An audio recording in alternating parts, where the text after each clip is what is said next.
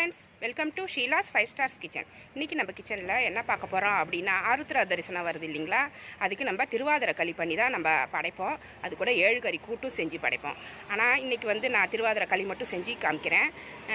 அடுத்த வீடியோ 7 கறி கூட்டு செஞ்சு காமிக்கிறேன். இந்த களி ரொம்ப டேஸ்ட்டாக இருக்கும். நல்லா நெய், முந்திரி பருப்பு, இந்த வறுத்து அரைச்ச அரிசி பருப்பு எல்லாத்தையும் சேர்த்து வறுத்துட்டு நம்ம இந்த களி பண்ணுறதால அவ்வளோ டேஸ்ட்டாக இருக்கும். இது எப்படி செய்யலான்னு வாங்க பார்க்கலாம். அதுக்கு முன்னாடி நம்ம சேனலை சப்ஸ்கிரைப் பண்ணி வச்சுக்கோங்க. கூடவே இருக்கிற பெல் ஐக்கானையும் ப்ரெஸ் பண்ணி வச்சுக்கோங்க. Thank you friends. திருவாதிரை களி பண்ணுறதுக்கு 1 கப் பச்சரிசி எடுத்திருக்கேன். 1 கப்பு பச்சரிசிக்கு 1/4 கப் பாசிப்பருப்பு, 1 கப்பு பச்சரிசிக்கு 1/4 கப் பாசிப்பருப்பு,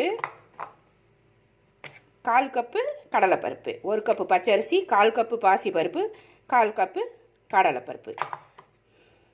1 கப் அரிசிக்கு 2 கப்பு வெல்லம். 2 கப்பு வெல்லம் எடுத்திருக்கேன். வெல்லம் உங்களோட சாய்ஸ் தான். நீங்கள் 1/2 கப்பு போட்டால் கூட போட்டுக்கலாம். ஏன்னாக்கா ஸ்வீட்டு கம்மியாக வேணும் அப்படிங்கிறவங்க இது கொஞ்சம் குறைச்சிக்கோங்க. நான் 1க்கு 2 தான் போட்டிருக்கேன். எதுக்குன்னா ஸ்வீட் கரெக்டாக இருக்கும், சாப்பிட்றதுக்கு நல்லாயிருக்கும். அதுக்காக நான் போட்டிருக்கேன். ஸ்வீட்டு கம்மியாக சாப்பிட்றவங்க 1/2 போட்டுக்கோங்க, கரெக்டாக இருக்கும். இப்போ தேங்காய், 1 தேங்காய் துருவி எடுத்து வச்சுருக்கேன். இதுக்கு 1/2 மூடி தேங்காய் போட்டால் கூட நல்லா தான் இருக்கும். தேங்காய் அதிகமாக போடும்போது அதுவும் டேஸ்ட்டு நிறைய கொடுக்கும். அதனால் நான் 1 தேங்காய் ஃபுல்லாகவே துருவி எடுத்து வச்சுருக்கேன். இதில் ஏலக்காய் 4 எடுத்து வச்சுருக்கேன், கிராம்பு 4 எடுத்து வச்சுருக்கேன், ஏலக்காய் 4 எடுத்து வச்சுருக்கேன், முந்திரி பருப்பு கொஞ்சம் எடுத்து வச்சுருக்கேன். இப்போ அரிசி, நம்ம இந்த பச்சரிசியையும் பாசிப்பருப்பு, கடலைப்பருப்பு இது எல்லாமே பொன்னிறமாக வறுத்துக்கணும். தீஞ்சு போயிடக்கூடாது. மீடியம் ஃப்ளேமில் வச்சு நல்ல நிறம் மாதிரி பொன்னிறமாக வரும் பார்த்திங்களா, அது மாதிரி இதை வறுத்து எடுத்துக்கிட்டு அது கூடவே நான் எடுத்து வச்சுருந்த 4 ஏலக்காவையும் போட்டு ரவா பதத்துக்கு நம்ம மிக்சியில் எடுத்து நுணுக்கி வச்சுக்கணும்.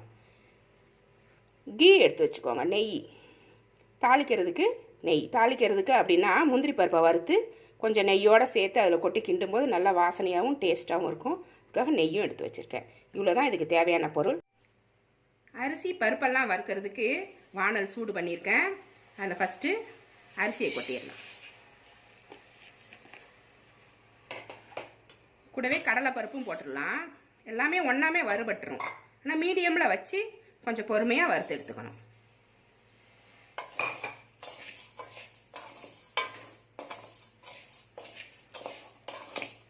லேசாக கிளறி விட்டுக்கிட்டே இருந்தீங்கன்னா நல்லா வறுந்து போயிடும்.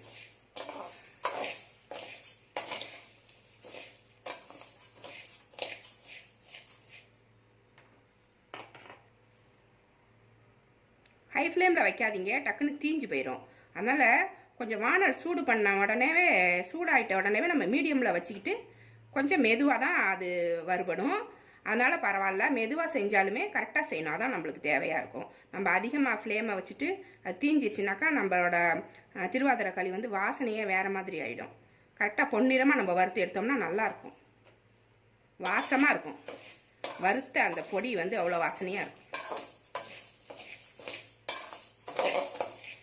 ஈவனாக வறுத்துக்கணும். அப்படியே எல்லாமே ஈவனாக ஒரே கலரில் அழகாக வர்ற மாதிரி வறுத்து எடுத்துக்கணும்.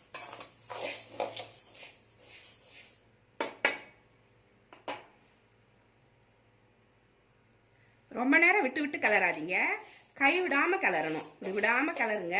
இல்லைனாக்கா ஒரு 5 செகண்டுக்கு ஒரு தடவை அப்படி விட்டுட்டு திரும்ப கிளறி விடுங்க. அதுக்கு மேலே ஆச்சுன்னா இந்த அடியில் இருக்கிற அரிசிலாம் கருப்பாகிடும். அதனால் கை விடாமல் கிளறது தான் பெஸ்ட்டு.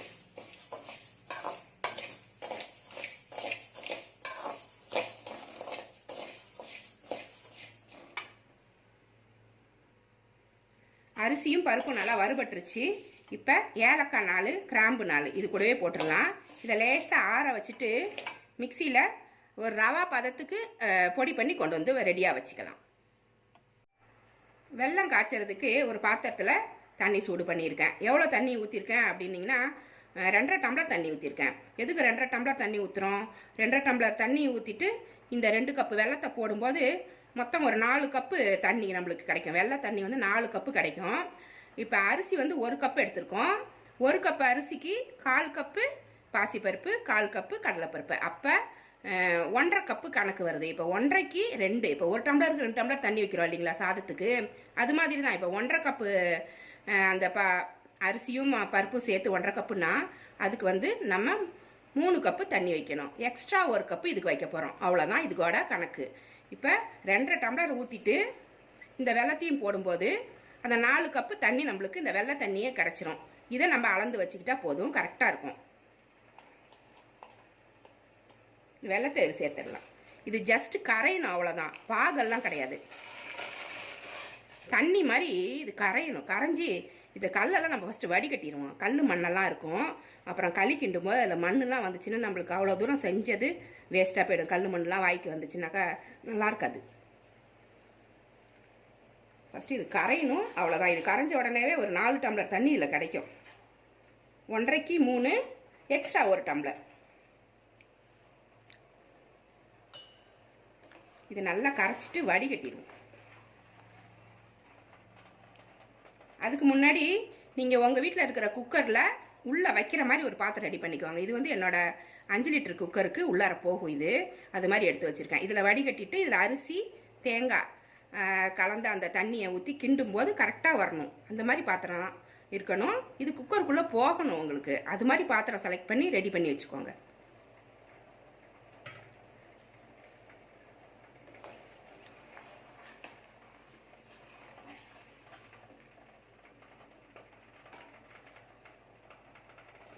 வெள்ளமெல்லாம் நல்லா கரைஞ்சிருச்சு.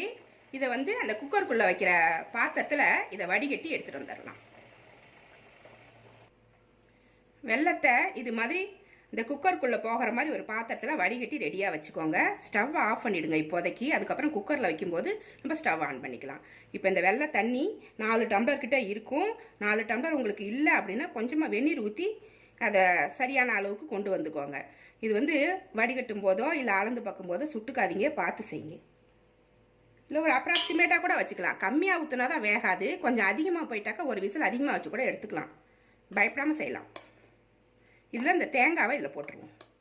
இந்த வெள்ளை தண்ணியில் ஒரு தேங்காய் துருவி வச்சுருந்தேன். அதை இதில் ஃபஸ்ட்டு கலந்துக்கலாம்.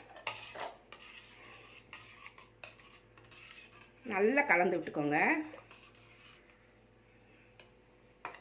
இப்போ அரிசியை இந்த மாதிரி ரவா மாதிரி நுணுக்கி வச்சுருக்கேன். ரொம்ப பெரிய பெரிய ரவாவாக நுணுக்காதீங்க, நல்லா இருக்காது. நம்ம பாம்பே ரவா இருக்கும் பார்த்தீங்களா, அந்த மாதிரி நுணுக்கி எடுத்துக்கோங்க. மாவு கொஞ்சம் இருக்கும், அதனாலலாம் ஒன்றும் மாறிடாது, டேஸ்ட்லாம் மாறாது, நல்லா இல்லாமல் போயிடாது. அப்படியே இதை கொட்டி கிளறிக்கலாம். இந்த ஸ்டவ்வை ஆஃப் பண்ணிவிட்டு கிளறும்போது தான் கட்டி இல்லாமல் வரும். ஸ்டவ்வில் வச்சு கிண்டினீங்கன்னா கட்டி பட்டுரும். இது கொஞ்சம் கொஞ்சமாக போட்டு கட்டி இல்லாமல் ஃபஸ்ட்டு கிளறிக்கோங்க. இந்த மாதிரி நல்லா கிளறி வச்சுக்கணும். அடுப்பில் வச்சு கிண்டும் போது கட்டி பட்டுரும். எல்லாத்தையுமே கொட்டிடுங்க.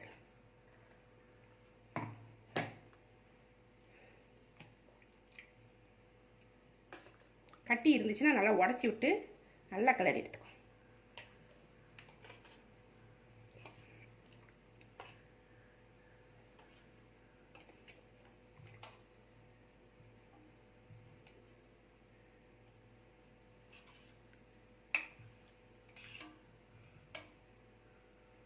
நல்லா கட்டி இல்லாமல் கிளறியாச்சு. குக்கரில் இது மாதிரி கொஞ்சமாக தண்ணி வச்சுக்கோங்க. கொஞ்சமாக வச்சுக்கோங்க, நிறையா வச்சிங்கன்னா வெளியிலலாம் அடிக்கும். அதனால் கொஞ்சமாக தண்ணி வச்சுட்டு இப்போ கலந்து வச்சுருக்கோம் பார்த்தீங்களா அந்த கிண்ணம், இதை இதுக்குள்ளே தூக்கி வச்சிடலாம். இது தூக்கி இதுக்குள்ளே வச்சு விட்ரு. நீங்கள் கிளிப் வச்சு வைங்க. கிளிப்பால் தூக்கி உள்ளே வச்சுட்டு மூடிடலாம்.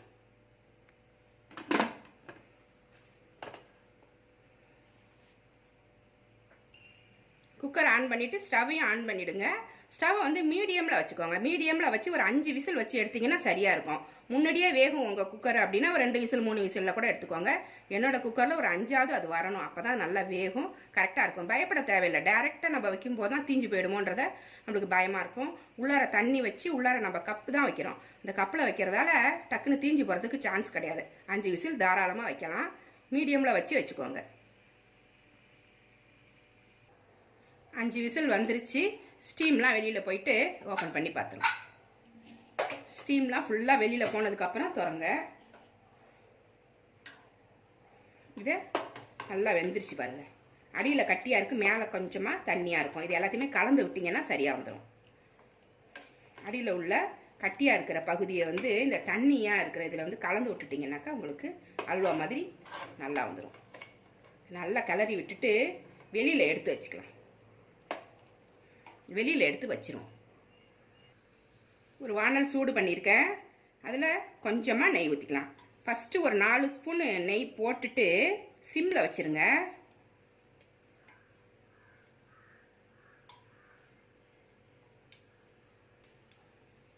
சிம்மில் வச்சுக்கோங்க, டக்குன்னு தீஞ்சு போயிடும்.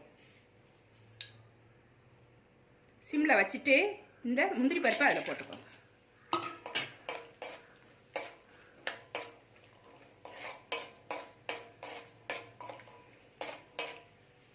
ஃபஸ்ட்டு 4 ஸ்பூன் நெய் போட்டு முந்திரி பருப்பை வறுத்துட்டு அந்த அரிசி வேக வச்சுருந்தோம் பார்த்தீங்களா, வெல்லம் போட்டு அதை இதில் கொட்டிடலாம். ஃபஸ்ட்டு இந்த நெய் நிறையா சாப்பிடாதவங்க இருப்பாங்க பார்த்தீங்களா, சுகர் பேஷண்ட் இருப்பாங்க, பிபி இருக்கிறவங்க இருப்பாங்க, டயட்டில் இருக்கிறவங்க இருப்பாங்க, அவங்களுக்குலாம் கொஞ்சம் எடுத்து வச்சுட்டு அதுக்கப்புறமா நம்ம கொஞ்சம் அதிகமாக நெய் போட்டு கிளறிக்கலாம். இப்போ போதும், செவந்தது போதும். இது நம்ம இதில் கிளறி இதில் எல்லாத்தையுமே கொட்டிடலாம். இந்த மாதிரி இருக்கும். வெந்துருச்சுனாக்கா தண்ணி கரெக்டாக வச்சிங்கன்னா இது மாதிரி இருக்கும். நல்லாயிருக்கும் டேஸ்ட்டு. ஃபுல்லாகவே இதில் கொட்டிடுங்க ஃபஸ்ட்டு. நம்ம இதில் எல்லாமே போட்டுட்டோம். வெல்லம் போட்டுட்டோம், ஏலக்காய், கிராம்பு எல்லாமே எல்லாம் நுணுக்கிட்டோம், முந்திரி பருப்பு, நெய் எல்லாமே போட்டாச்சு. இப்போ கிளறிட்டு கொஞ்சமாக எடுத்து வச்சுக்கோங்க. நெய்யெல்லாம் அதிகம் சேர்க்கக்கூடாது அப்படிங்கிறவங்களுக்காக ஒரு கப்பில் எடுத்து வச்சுட்டு, நம்மளுக்காக நம்ம எல்லாமே சாப்பிடுவோம் இல்லைங்களா, எல்லாமே சாப்பிட்லாம் அப்படிங்கிறவங்க கொஞ்சம் அதிகமாக போட்டுக்கோங்க. குழந்தைங்களுக்குலாம் கூட கொஞ்சம் நெய் போட்டிங்கன்னா உடம்புக்கு நல்லது,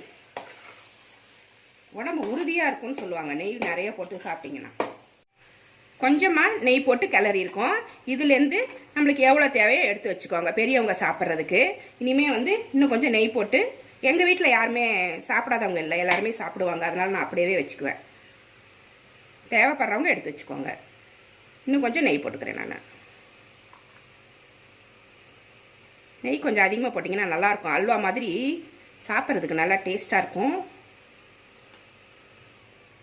நெய் போட்டு நல்லா கிளறி.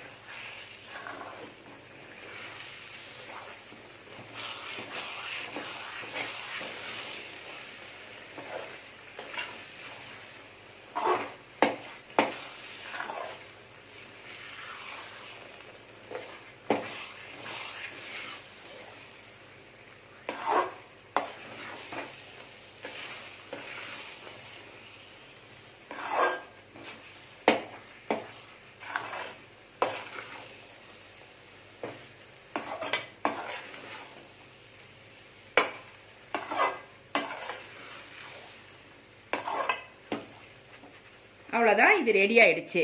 இது கூட நம்ம 7 கறி கூட்டு வச்சு சாப்பிடும்போது அவ்வளோ டேஸ்ட்டாக இருக்கும். அதையும் சேர்த்து தான் நம்ம சாமிக்கு படைக்கணும். படைச்சிட்டு இந்த திருவாதிரை களிக்கும் அந்த 7 கறி கூட்டுக்கும் அவ்வளோ நல்லாயிருக்கும். அந்த 7 கறி கூட்டில் நம்ம என்னென்ன சேர்ப்போம்னா 7 வகையான காய்கறிகள் சேர்ப்போம். அதோடு சேர்த்து மொச்சக்காய், காராமணிக்காயெல்லாம் போட்டு செய்வாங்க. அந்த மொச்சக்காய், காராமணிக்காய் சேர்க்கும்போது அந்த கூட்டோட டேஸ்ட்டே நல்லாயிருக்கும். அது மாதிரி செஞ்சுட்டு நம்ம இதோட தொட்டு சாப்பிடணும். இந்த வீடியோவோடையே அது போடலான்னு தான் நான் நினச்சேன். ஆனால் இந்த திருவாதிரை கழிக்கின்றதுக்கே நிறைய டைம் எடுத்துக்கிச்சு. இதோட சேர்த்து நம்ம அந்த 7 கறி கூட்டு செஞ்சோன்னா பெரிய வீடியோவாக வரும். அதை தனி வீடியோவாக நான் செஞ்சு நான் உங்களுக்கு காமிக்கிறேன். இது மாதிரி நீங்களும் செஞ்சு நீங்கள் படைச்சிக்கோங்க. இந்த திருவாதிரப்ப படைங்க. இதை இப்போ ஒரு பிளேட்டில் எடுத்து வச்சு காமிக்கிறேன் உங்களுக்கு.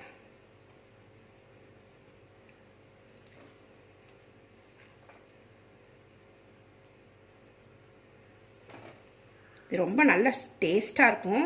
நல்லா ஸ்வீட்டு.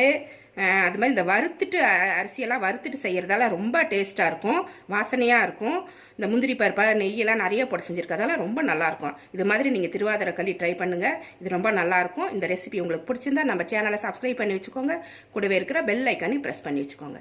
இவ்வளோ நேரம் என்னோடய வீடியோவை பார்த்தா எல்லாருக்குமே நன்றி. Thank you friends.